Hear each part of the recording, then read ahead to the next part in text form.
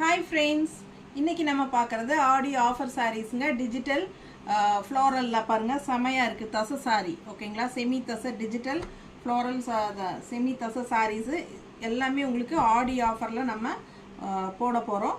So இது வந்து பெரிய வீடியோவில் நம்ம எல்லாமே ஓப்பன் பண்ணி காட்டியிருக்கிறோம். ஸோ மிக்ஸ்டு கலெக்ஷன் தான். இப்போ இதில் 4ங்க.